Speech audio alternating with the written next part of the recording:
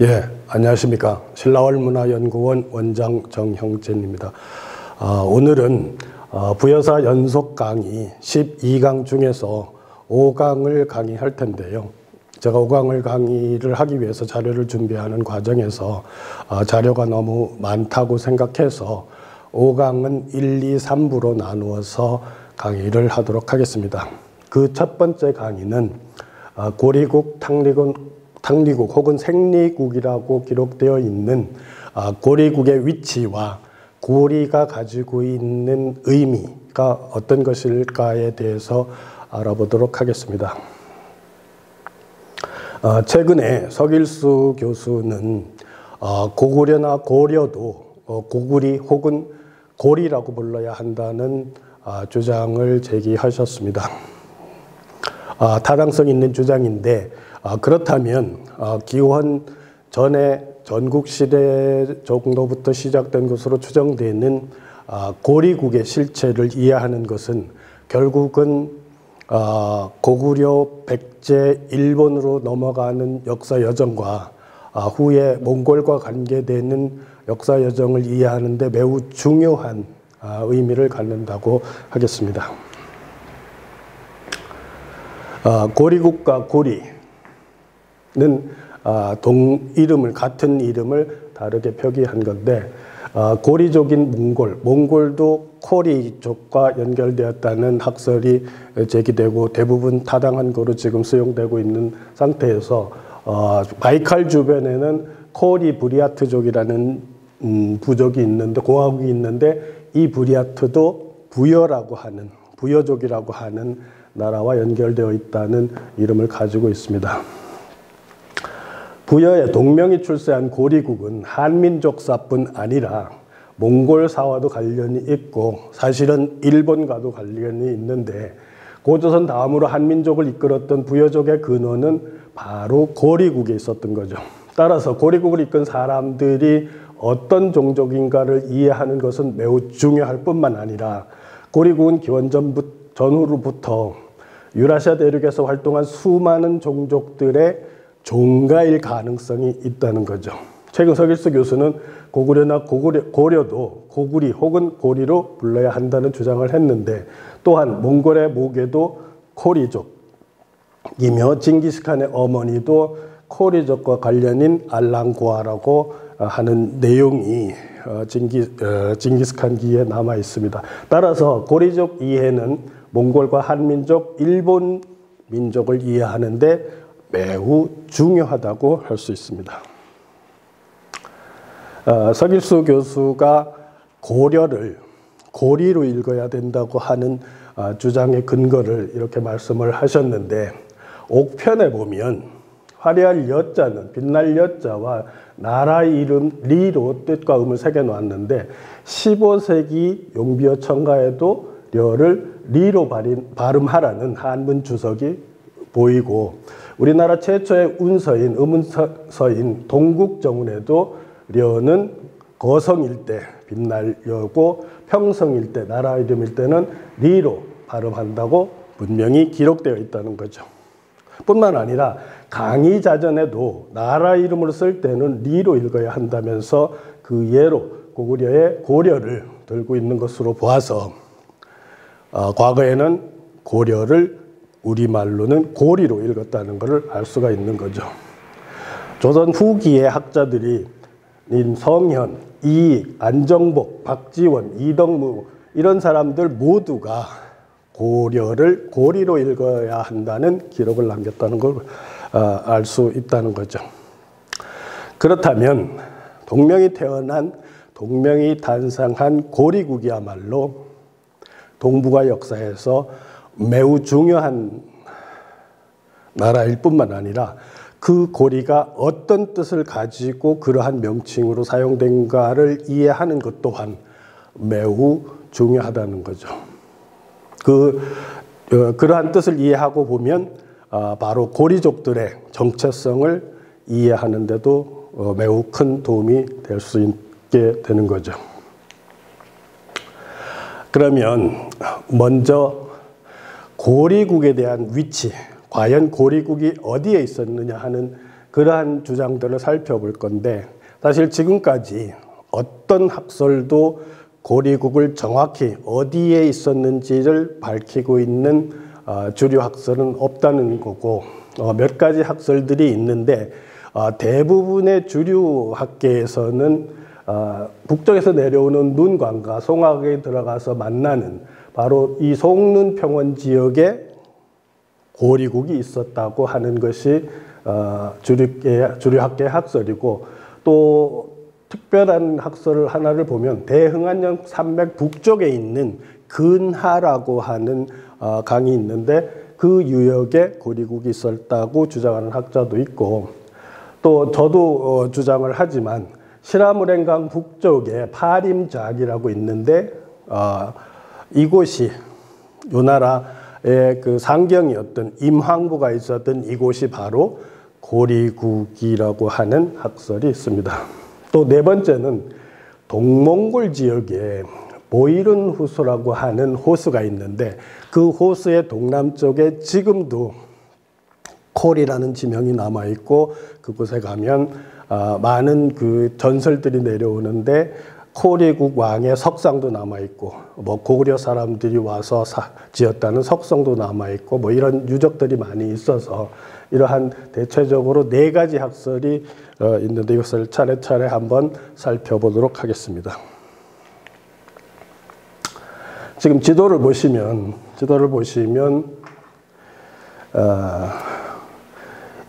이 지역이 시라무렌강 유역에 있는 파림자치라고 하는 파림작이라고 하는 공간인데, 거기에 임황이라는 도시가 있는데 그 도시는 바로 요나라 상경이 있던 데고,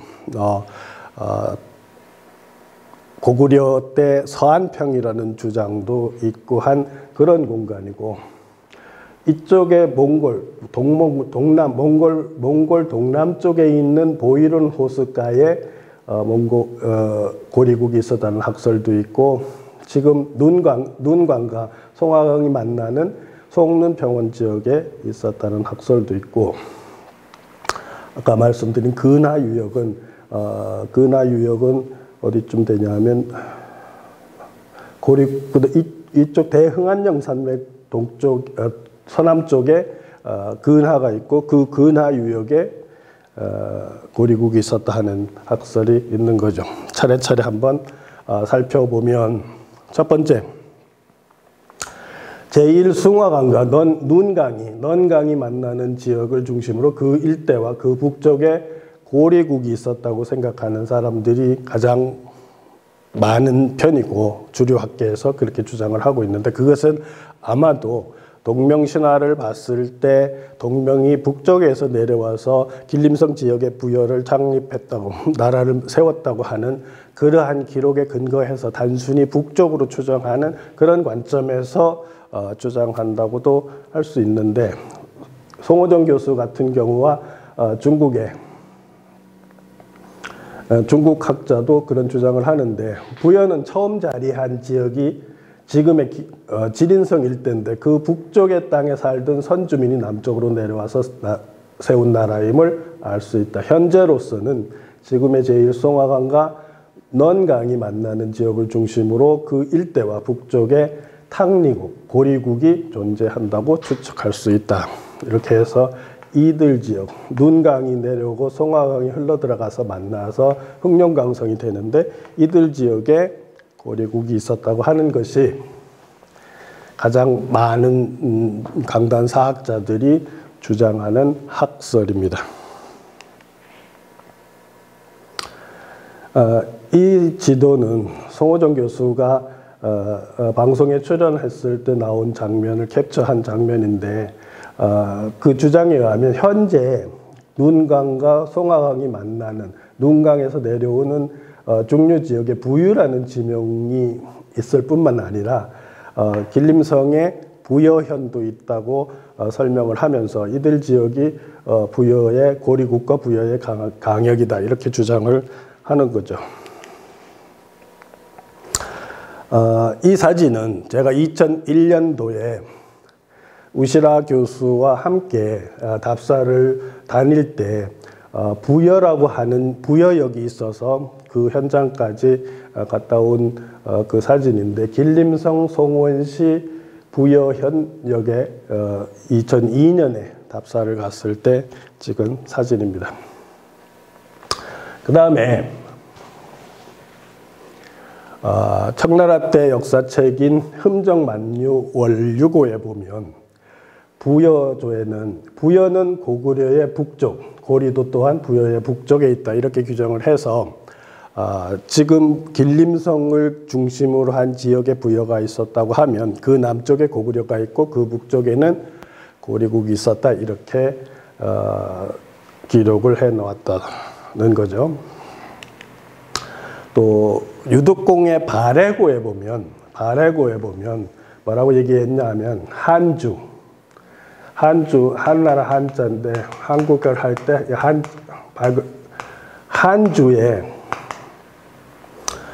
한주가 있는데 한주의 동평구는 본래 고리국의 예치소로서 그 유하현에 있다 이런 기록이 있습니다. 그 기록을 근거해서 지도로 살펴보면 위쪽이 해룡장성이고 이쪽이 랴오닝성이고 지금 여기 보이는 여기가 길림성인데, 길림성 서쪽에 이들 지역이 고리국이 있었다. 이들 지역에 고리국이 있었다고 하는 것이 바로 유득공이 발해고에서 주장하는 견해입니다.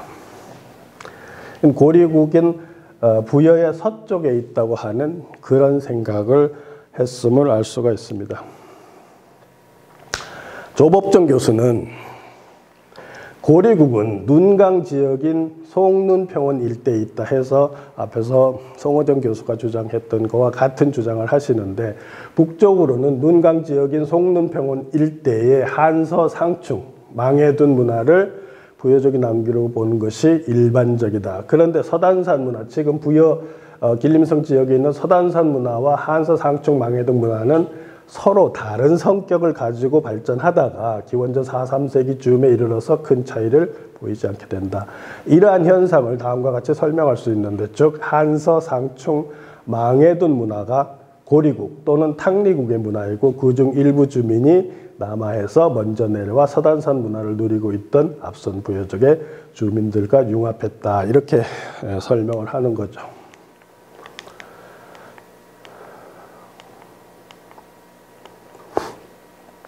그러니까 이들 지역에 있는 문화인들이 지금 한서 망해둔 문화인데 길림성 지역에 있는 문화인들하고 문화가 차이가 나다가 나중 기원전 4세, 3세기 경조가 되면 차이가 약화되는데, 그 이유가 이들 지역에 있었던 사람들이 이들 지역으로 내려왔기 때문이다. 이렇게 고고학적으로 설명을 하시면서 결국은 고리국은 현재 부여 지역의 북쪽 눈강 지역에 있었을 거다 이렇게 주장을 하고 있습니다.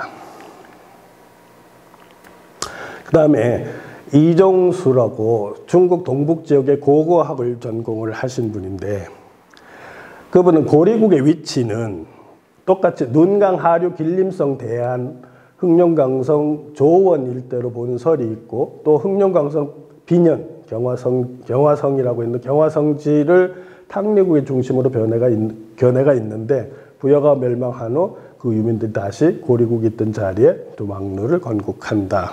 이렇게 설명하고 있는 거죠. 그러니까 위쪽에 고리국이 있고 이들이 내려와서 부여국을 만들었다가 나중에 부여가 멸망할 때 다시 올라가서 두막루라고 하는 나라를 세웠다는 거죠. 그러니까 이들이 결국은 고리국에서 내려와서 부여를 만들었다 고향으로 돌아가서 두막루라고 하는 나라를 만들지 않았느냐, 이런 추론을 한다고 보시면 됩니다. 유태용 박사 같은 경우는 바로 두막루국 흑망사 연구 시론이라는 논문에서 어떻게 얘기를 하냐 하면, 오늘 중국의 하얼빈시 지역에는 고리국, 부여, 두막루로 이어지는 부역의 국가가 기원전 5세기부터 서기 726년까지 각 시대별 다른 국가명으로 약 1300년가량 존재했으며 결국 8세기 초에 발해로 흡수됐다. 이런 관점을 이야기하고 있습니다. 그러니까 좀 앞에서 말했듯이 바로 두막루가 부역의 사람들이 올라가서 만들었다는 것은 신당서에도 분명히 나오고 충분히 합의된 이야기인데 그러한 정황으로 봐서 두막루가 후에 올라갔던 그 공간이 고리국일 거다 이렇게 이야기하고 있는 거죠. 서길수 교수도 마찬가지로 고리는 부여가 세워지기 전부터 중국 승화강 북쪽에 있던 나라로 추정된다 이렇게 하면서 고리국이 송눈평원 지역에 있었을 거라고 하는 대다수의 강단 사학자들의 주장을 수용하는 견해를 밝히고 있습니다.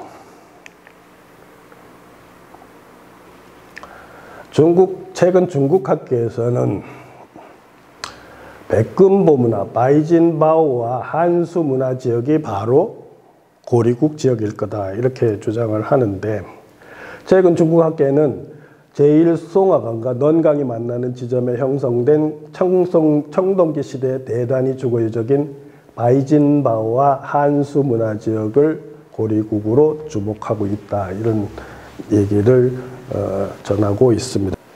네, 또 중국 학자 간지경은 고리문화연구라는 논문에서 고리국의 위치는 부여의 북쪽 끝 지역에 해당하는데 한서 상충 망해둔 문화를 고리국 문화로 보기도 한다고 하면서 한국의 대부분의 주류 학자들과 비슷한 같은 주장을 하고 있는 것을 알 수가 있습니다. 예, 다음으로 두 번째는 시라무렌강 북쪽에 고리국이 있었다고 하는 주장이 있는데요.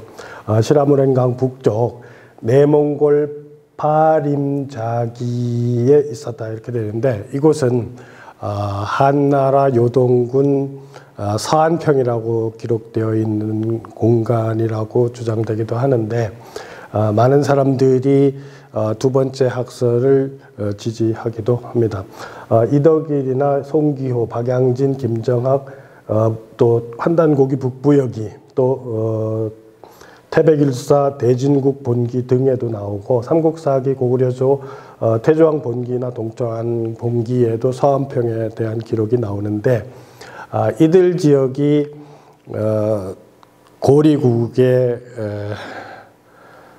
본래 위치였을 가능성이 가장 높다고 생각을 합니다. 저도 그런 생각을 하게 되는 이유가 고리국은 2부에서 설명하겠지만 동호와 연계 속에서 설명이 되어야 되는데 그렇게 동호의 이동 루트를 고려하면 시라무렌 상류 쪽이 고리국이 있었을 가능성이 가장 높다고 생각을 합니다. 어쨌든 여러 사람들의 견해를 한번 차례차례 알아보도록 하겠습니다. 이덕일 박사 같은 경우에 시라무렌강 북쪽 파림자기에 있었다 고리국이 이렇게 주장하는데 한국 고대사에서 가장 중요한 쟁점 중에 하나가 한나라 시대에 있었다고 하는 요동 서안평에 대한 견해인데 이곳을 이덕일 교수를 비롯한 제하의 사학자들은 강개토 대왕이 정복한 곳 중에 염난수라고 하는 곳이 있는데 이곳이 바로 내몽골 시라무렌 강일 거라고 추론을 하고 있는데 바로 이들 지역이 고리국이 있었던 공간일 거라고 주장을 하는 거죠. 그래서 동이열전 고구려조를 보면 질제와 환제 연간에 그러니까 서기 146년에서 176년에 고구려가 다시 요동 서안평을 공격해 대방령을 죽이고 낭랑태수와 처자를 사로잡았다고 기록하고 있는데 이들 기록과 관련된 서안평이 바로 시라무렌 상류에 있는 현재 내몽골 바린자치라고 하는데 바림작이라고 하는 공간에 있었을 거라는 거죠. 그래서 이덕일 교수가 만든 지도에 보면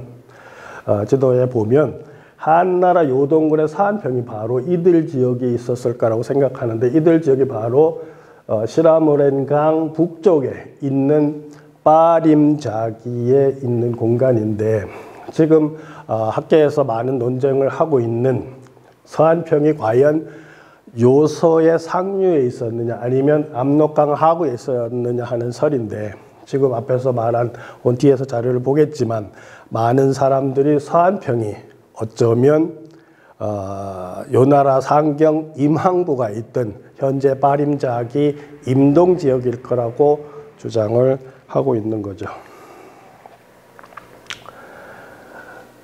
송기호나 박양진 같은 경우에 굳이 부여가 있었던 길림시 북부 지역을 고리국이라고 고집할 필요는 없다, 이런 주장을 하는데, 그 이유는 바로 동명설화에 나오는 그 설화 구조가 대부분 북방 지역에서 흔히 나타나는 설화 구조이기 때문에 굳이 북쪽에서 고리국에서 내려왔다고 볼 필요는 없다. 그러니까 다른 지역에서 왔을 가능성도 있다는 것을 이야기하는 거죠.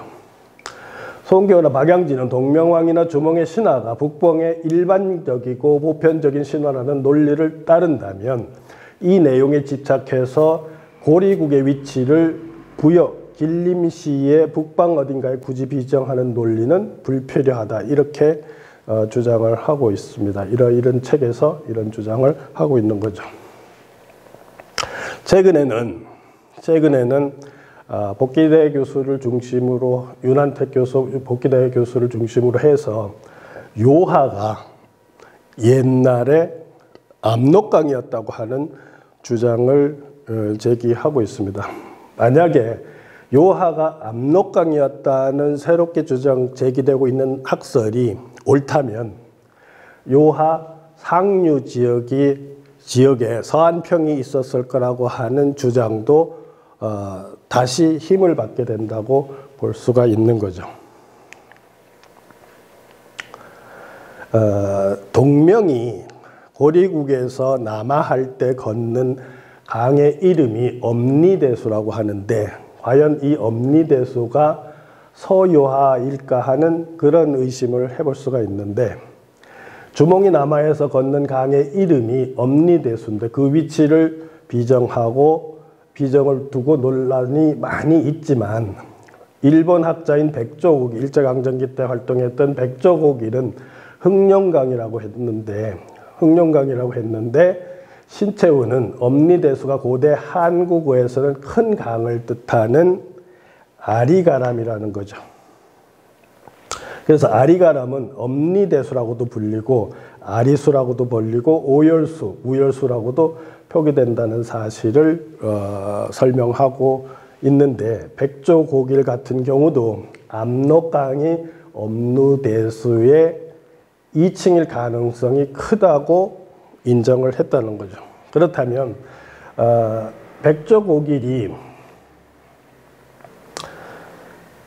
흥룡강, 부여의 북쪽에 있는, 현재 길림시 북쪽에 있는 흥룡강을 내려왔다고 하는 설을 따르면 고리국이 북쪽이 있지만, 지금 신채호 선생이 엄니대소가 압록강하고 연결될 가능성을 제기했고, 그거를 백조고길이 압록강의 바로 엄니대수일 거라고 하는 설을 연결해서 설명을 해보면, 어쩌면 서압록강이 바로 엄니대수이고, 그렇게 되면 서압록강인 현재 요하의 상류에 있는 시라무렌강 북쪽에 고리국이 있었다고 하는 그런 주장이 힘을 받게 된다는 거죠. 김정학 같은 경우는 한국상고사연구에서 북부여는 요하 상류에 있었다, 이렇게 설명을 하시는데, 지금 송호정도 그렇고 윤내연 교수도 그렇고 김정학 교수도 그렇고 북부여가, 사서에 나오는 북부여가 어쩌면 고리국일 가능성이 높다는 주장들을 하고 있기 때문에 사서에서 말하는 북부여 지역이 바로 고리국일 수도 있는 거죠. 김정학은 강개토 대왕의 신하였던 모두르 묘지명의 고구려가 북부여에서 출자하였다고 나오는데, 김정학은 그 북부여를 어떻게 설명하냐 하면 사기 화식열전을 들어서 설명하는데, 여는 북으로 오한 부여와 이웃하고 있고 동으로 예맥조선 진번의 일을 취했다고 하는 이 기록으로 봤을 때 연나라 북쪽에 오한과 부여가 있었을 건데, 오한이 바로 시라무렌강 상류 지역에 있었기 때문에 그 주변에 부여도 있었을 거라, 이런 추정을 하는 거죠. 대체로 요하 상류 지역에 있었던 것으로 생각이 된다는 거죠. 이 기록으로 봤을 때 부여는 대체로 요하 상류 지역에 있었던 것으로 생각되는데, 오한은 요하 상류 시라무렌강 지역에 있었던 몽골족이다, 이렇게 설명을 했어요. 그러니까 김정학 교수도 원부여는 시라무렌강 상류에 있었을 거라고 주장하고 있는 거죠. 또 윤내현 교수의 설명을 들어보면 새로운 한국사에서 2005년 발표한 글에서 윤내현은 부여를 지금의 난하의 상류역에 있었던 고조선의 거수국이었다는 거예요. 이들이 북쪽으로 이동해서 원래의 부여지역과 구별하기 위해서 북부여라고 하였다고 한다, 이렇게. 그죠? 나나가 있고 대능하가 있고 요하가 이렇게 흐르는데, 나나 북쪽 지역에 있다가, 부여가 나나 북쪽 지역에 있다가 북쪽으로 이동했는데, 나중에 이쪽에 부여가 생기니까 이들 부여와 구별하기 위해서 여기를 북부여라고 했을 거라는 거죠. 그렇게 되면 바로 나나의 상류인 시라무란강 지역에 북부여가 있었던 것이 되고, 그 북부여가 바로 원부여가 되는 거고, 그 원부여의 이름은 고리국이었을 수가 있는 거죠.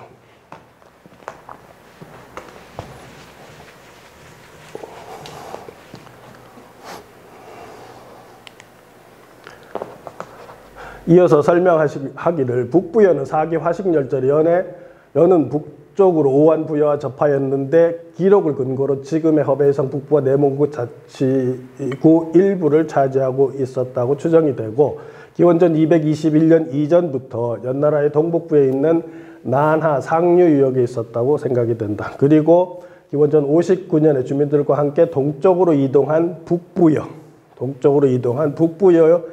헤브로 왕은 송화강 유역에 자리를 잡고 토착인들은 그 앞에서 지금의 지린성 북부에 위치한 부여의 도읍을 정하고 동부여라고 했다는 거죠. 여러분 잘 생각해 보세요. 지금 아까도 말했지만 학계의 상당수 학자들이 고리국이 어쩌면 북부여일 거라고 얘기를 하는데, 지금 윤내현 교수 같은 경우도 나나 상류에 있던 부여들이 올라가서 시라무렌 강가로 올라가서 있던 이 공간에 있었던 부여를 북부여라고 하는데, 이 북부여가 바로 고리국일 수가 있는 거고, 이 북부여에서 동쪽으로 이동해서 동부여가 생겼다는 거죠. 그러니까 동부여라고 하는 길림시에 있었던 부여가 바로 고구려의 주몽이 동부여에서 나왔다고 하는데, 주몽이 동부여에서 나왔다고 하는데, 이렇게 그림을 그리면 지금 우리가 생각하는 부여의 북쪽에 있던 고리국에서 동명이 온 것이 아니고, 현재 길림시 주변에 있었던 부여의 서쪽에서 부여로 동명이 이동한 것이 되는 거죠.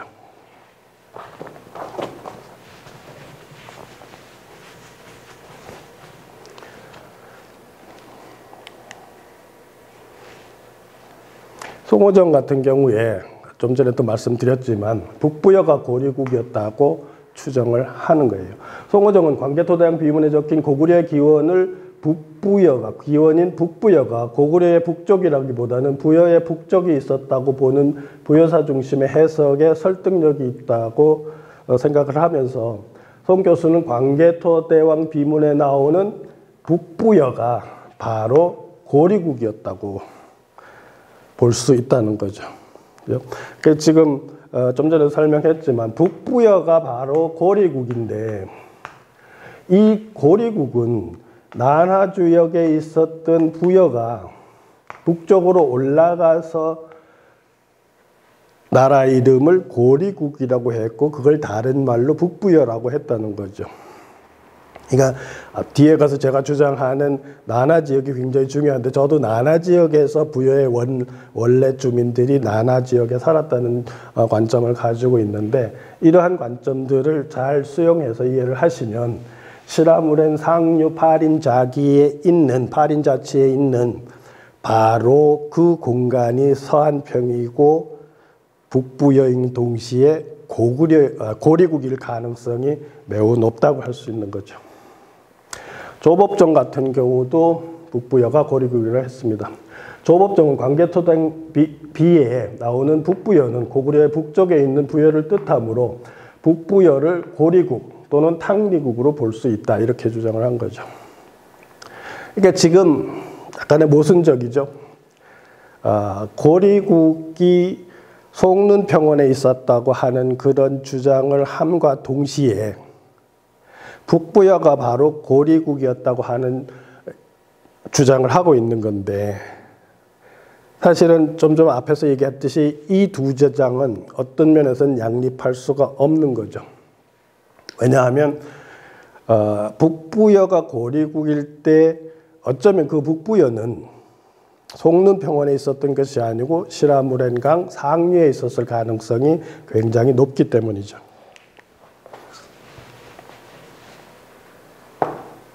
그러니까 북부여 고리국에서 동부여, 현재 우리가 지금 부여라고 알고 있는 곳으로 주민들이 이동했을 가능성이 있다는 거예요. 그러면 제가 지금 이쪽에 시라무렌 상류 파린자기 지역에 있는 이곳이 바로 북부여라고 생각을 하면 동시에 고리국이라고 생각하면 송눈평원에 있는 고리국에서 북쪽에서 내려왔다는 것보다 서쪽에서 북부여인 서쪽에서 길림시 지역으로 부여가 와서 동부여가 성립이 됐고 이 부여에서 남아한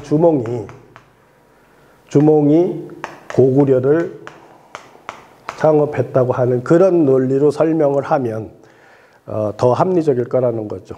뒤에서 제가 고리국은 분명히 동호하고 연결해서 풀어야 한다고 강조를 할 건데 그 관점하고 다시 겹쳐서 이해를 하시면 설득력이 있다는 것을 아시게 될 겁니다.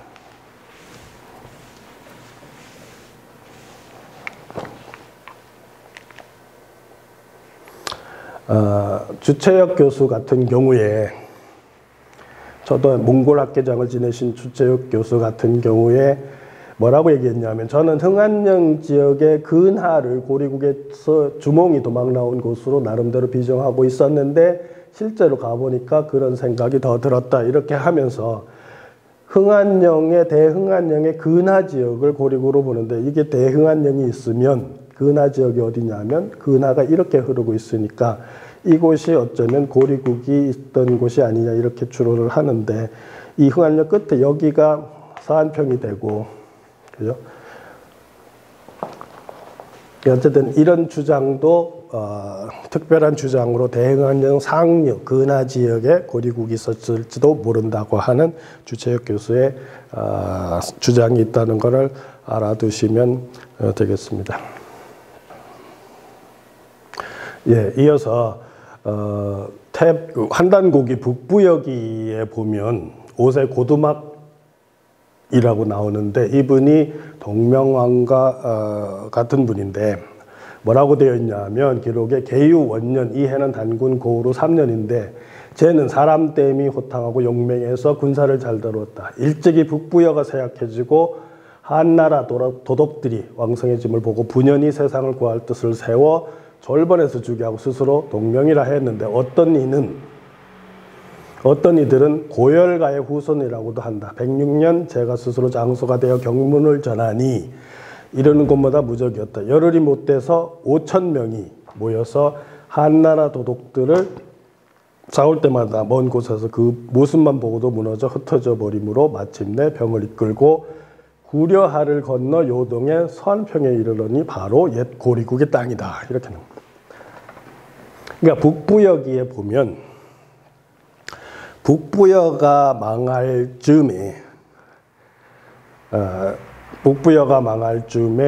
동명이 일어서서 그러니까 고두막이 분연이 일어서서 새롭게 나라를 만들어서 졸번에서 나라를 만들어서 한나라 도독들과 한나라 적들과 투쟁을 하는데 사람들이 구름같이 몰려들고 전쟁에서 계속 승전을 했고 마침내는 구려하를 건너서 요동의 서안평에 이르니 바로 옛 고리국의 땅이다 해서 북부여기에도 지금 요동의 서안평이 옛날 고리국이다 하는 기록이 나오고 있습니다. 또 태백일사 대진국 분기에도 보면 무예 17년 3월 16일 삼신일체 상제를 서암록하의 강변에서 제사를 했는데 서암록하는 고리의 옛나라의 땅이다 이렇게 돼 있어요. 그러니까 아까 최근에 그 복기대 교수가 그 지금의 현재 요하를 서암록하라는 그런 설을 주장하고 고구려 강역이 그 지역까지도 고려 강역이 그 서암록하까지 이르렀을 거라는 새로운 주장들을 하고 계시는데 어쨌든 태백일사 대진국은 아시다시피 발해죠. 발해국 본기에 바로 서암록하는 고리국의 옛 땅이다 하는 주장이 있다는 거죠.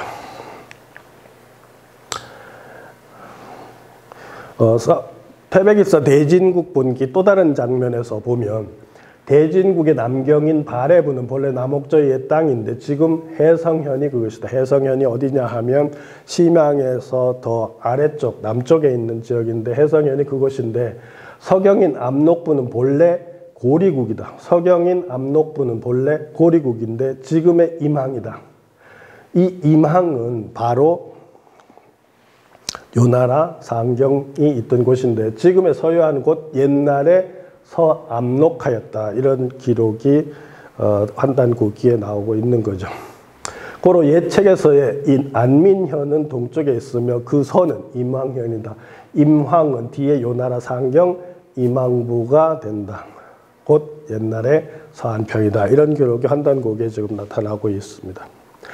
실제로 제가 임항 지역을 답사를 다녀왔는데 거기에 보면 요나라를 창업한 야율 아보기의 사당도 그곳에 있고 그 현장도 제가 다녀왔는 기억이 나는데 어쨌든 지금 환단고기 쪽에서는 요하를 서암록으로 보고 또 요하의 상류에 있는 시라모렌 북쪽에 있는 임황 지역을 서안평이라고 생각하고 그것이 바로 고리국이라고 생각하고 있는 그런 어떤 생각 기록들이 전달되고 있었을 개연성을 암시해 주는 거죠.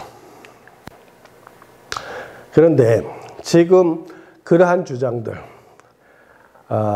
임황 지역이 한나라 요동의 서안평이었을 거라고 하는 주장들을 하는 그런 근거가 어디 있는가 찾아보니까 결국은 그 근거는 요사지리지 상경부를 근거로 해서 그러한 이야기들이 전달되고 있었다는 걸 알 수가 있었습니다. 뭐라고 되어 있냐? 서안평은 요사지리지 상경부 편에 의하면 임항부에 있다고 하는데 이곳은 현재 내몽골 자치주로 나오는데 상경도 상경 임항구는 본래 한나라 요동군 서안평인데 신나라의 신망이 이곳을 부간평이라고 불렀다 이런 기록이 나오는데 바로 요나라 상경부 임항 지역에 대한 지리지에 요사 지리지에 나오는 근거로 해서 환단고기에서도 그런 주장을 했고 또 지금 또 서안평이 고리국이라고 주장하는 사람들도 그러한 내용과 다른 역사적 근거를 가지고 서안평 지역, 한나라 요동군 서안평 지역, 그러니까 지금 신라문행강 북쪽 지역이 고리국일 거라고 하는 추론을 하게 되었다는 거죠. 삼국사기 고구려 본기에 보면 태조왕조와 동천왕조의 서안평에 대한 기록이 등장하는 걸 알 수가 있습니다. 태조왕조에는 서기 146년 가을 8월에 왕이 장군을 파견해서 한나라 요동 서안평현을 습격해서 대방령을 죽이고 낭랑태수 처자를 약탈해서 얻었다, 이런 기록이 있고요. 동천왕조에는 서기 242년에 서안평을 왕이 장군을 파견해서 요동 서안평을 파괴했다고 한다 하는 기록이 있는 것을 알 수가 있습니다. 이러한 기록들을 가지고 또 제야사학에서는 무슨 얘기를 하냐 하면 낭랑과 대방이 한반도에 있지 않고 만주에 있었다고 하는 그런 주장을 하기도 합니다. 세 번째는 첫 번째는 길림시 북쪽에 있는 송는평원에 고리국이 있었다는 주장이 내종을 이루고 있고, 두 번째는 신라문행강 상류 빠린자기 지역에 있었다는 설이 있고, 세 번째는 동몽골 부이른 호수 남쪽에 있었다고 하는 설들이 있는데, 이 설에는 바이칼 동쪽에 있는 부리아트 공화국이나 이들 지역을 포함해서 바이칼 동남쪽 전 지역이 해당될 정도로 광범위한 주장이 있다는 것을 전제로 해서 들어주시면 되는데요. 대표적인 사람들이 김은혜, 오순재, 소미야바르트, 강기룬 교수, 박원길, 김정민 등이 이런 주장에 동조를 하고 있습니다. 첫 번째, 김은혜 같은 경우는 새로 쓰는 한일 고대사라는 글에서 부여가 대체로 현재 하얼빈에서 농안, 그 다음에 길림 인근으로 알려져 있기 때문에 이곳보다는 더 북방 지역 고리국은 마땅히 대흥안령 산맥을 지나서 현재 동몽골에 있는 케를렌강이나 혹은 오넌강 유역이나 바이칼 호수 인근 지역에 있었을 것으로 추정할 수 있다, 이렇게 얘기를 하면서 대체적으로 바이칼 호수 동남쪽 지역 어딘가에 동명이 탄생한 고리국이 있었다고 추론을 하고 있습니다. 두 번째는 오순재 박사의 주장인데요. 그는 보이룬 호수 주변에 현재에도 콜이라고 불리는 지역이 있고, 그곳에 가면 고리국에 대한 전설들이 현재도 남아 있고, 고리국 왕의 석상이라고 불리는 석상이 5기가 있는데, 현장에 가보니까 4기는 목이 잘려있고 1기는 온전한데, 그 온전한 고리국 왕의 석상이 현재도 박물관에 모셔져 있다는 거죠. 그 고리국의 흔적이 요하상류 시라무렌 강가에 그 고리의 흔적들이 나타난다는 거죠. 거란족의 수도이기도 한 빠림자기 임서 지역에 가면 청나라 시대 때 지은 절이 있는데, 그 절의 절벽 위에 가면 닥태양이 있다, 이런 주장을 하시는 것을 들을 수가 있는데, 사실은 이 닥태양이라는 개념은, 이 지역의 닥태양이라는 개념은 제가 2002년에 최초로 답사를 가서 확인한 종교적 사인인데, 그 동명신화와 함께 이 닥태양이라고 하는 것은 제가 처음으로 고깔모자를 쓴 단군에서 쓴 개념인데, 제가 2002년에 답사를 갔을 때 현장에서 종교적 사인인 닭이 하늘에서 내려와서 바위에 앉아있고 알을 낳는 구멍도 있고, 그 알을 받는 알터도 굉장히 큰 화강한 바위에 9개로 새겨져 있는 것을 발견했고, 그래서 그곳이 어쩌면 고리국의 고도였을 가능성이 높다는 주장을 했고, 그렇게 한 그런 이야기들이 전해져서 다른 사람들도 가끔 그 현장에 가는 거로 알고 있습니다. 호리족은 보이는 호수 남쪽에서 시작해서 남쪽으로 왔다가 시라무렌 상류로 들어왔을 거라고 주장을 하시는 거죠. 그러면서 몽골 비사에는 징기스칸 선조 이야기는 알랑과의 시조가 호리라고 하는 기록도 남아 있다는 거죠. 바로 이 유적인데요. 아주 높은 절벽이 거의 100여 미터가 되는데 그 절벽 위에 병아리, 닭 모양으로 생긴 바위가 있습니다. 바위가 있는데 거기 알 낳는 구멍도 있고 요 바위 밑에는 알터라고 그래서 그 커다란 알구멍을 화강암에 새겨놓은 것을 알 수가 있는데 이 산 이름이 빠린자치 아얼산, 지금 몽골어는 그렇게 발음을 하는데 아얼산이 한자로는 신성한 산인 성산이라고 번역이 되고 있고 이곳이 바로 고리국의 닭바위다 하는 것이 제가 주장을 하는 거고 그것은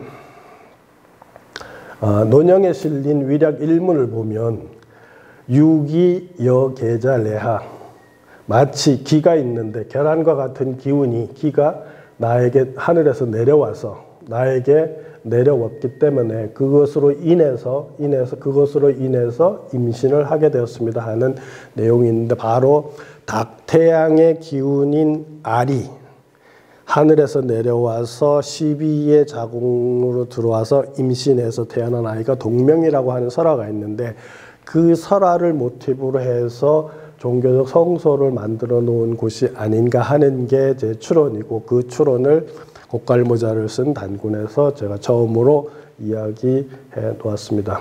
묘사 지리지에 보면 상경부에 관한 내용에서 이 상경 임항부는 본래 요동군 사안평이라고 하는 곳인데 신나라의 왕망이 부관평이라고도 했다. 이런 기록도 남아있다고 앞에서 말씀드렸습니다.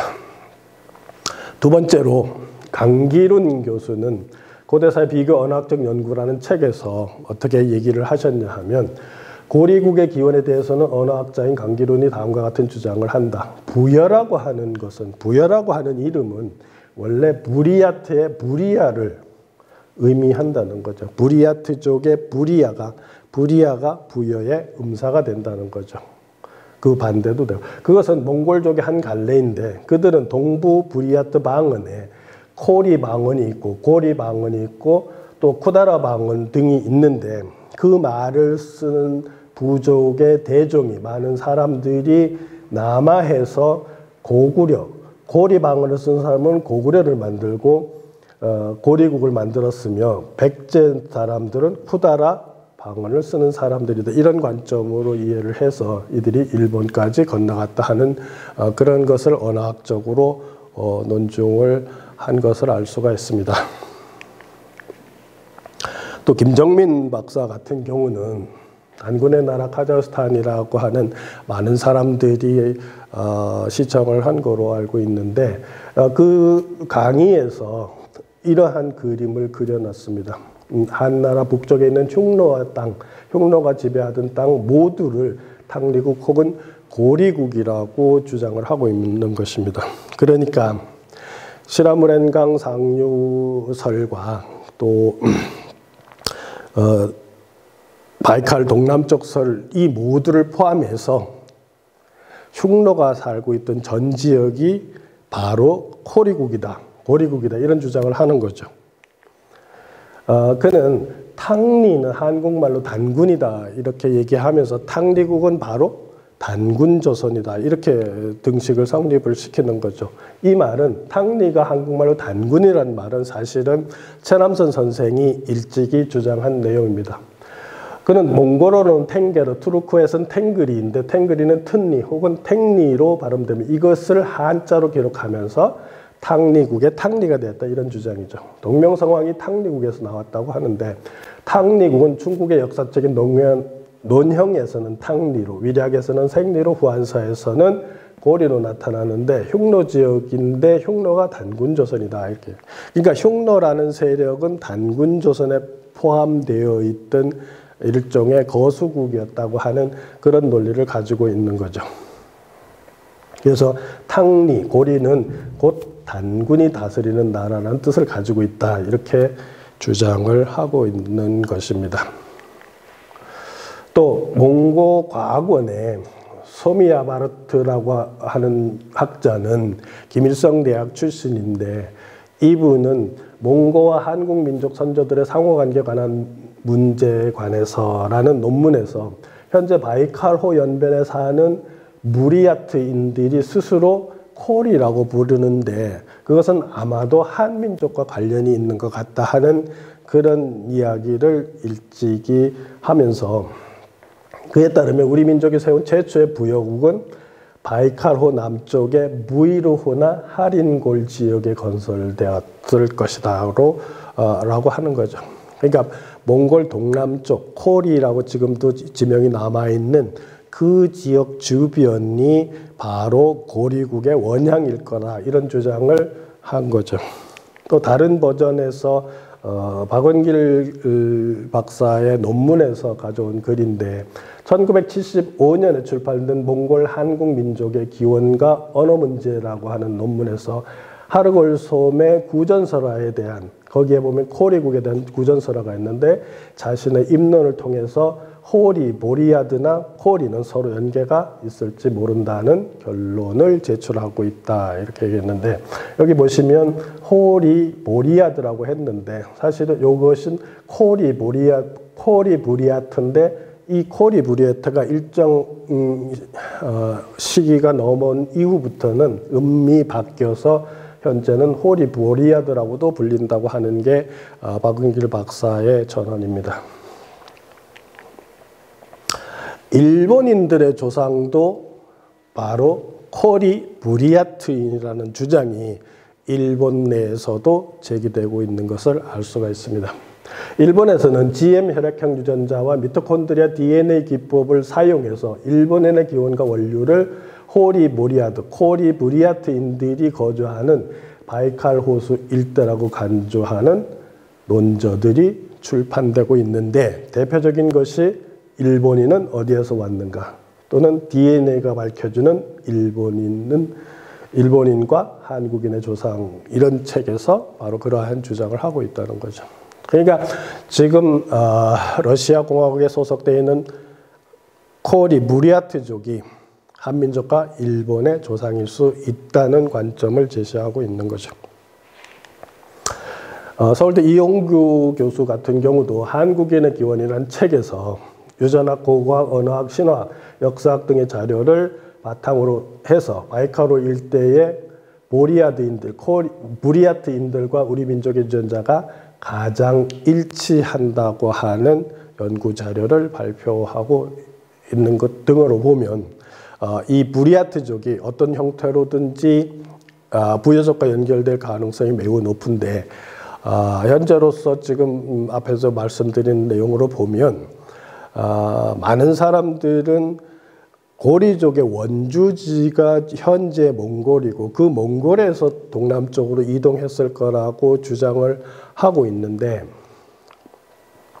다음 시간에 제가 말씀드리겠지만 제 견해는 그것이 아니고 시라무란강 상류 지역으로 들어갔던 동호 세력의 후예들이 나중에 서쪽으로 이주한 세력이 아닐까 그렇게 추론을 하고 있습니다.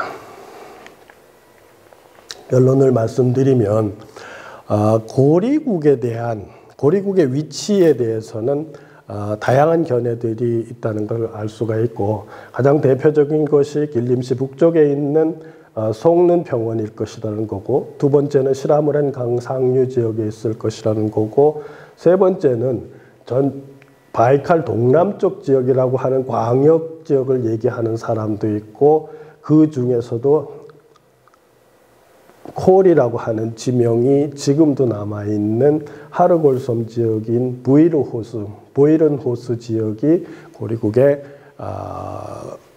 원형 집단이 살던 공간일 거라고 하는 그런 주장들이 있다는 것을 아시게 되었을 것입니다. 다음 시간에는 이 다음 시간에는 고리국을 추적하고 이해할 때는 분명히 동호 세력에 대한 이해를 해야 된다는 것이 제 관점이고, 그래서 동호하고 관계 속에서 풀어야 되는데 언어학적이나 유전학적이나 이런 관점, 또 동호들의 이동 루트 이런 것들을 잘 파악해야 된다는 것이 제 생각이고, 또 콜이라고 하는 표현은 사실은 제가 지금 입론하고 있는 부여는 프리기아 망명인이라는 관점에서 프리기아인들의 태양 여신인 코레라고 하는 여신의 이름에서 나왔다고 하는 것이 제 주장이고, 그러한 주장들을 다음 시간에 자세히 설명하도록 하겠습니다. 예, 감사합니다.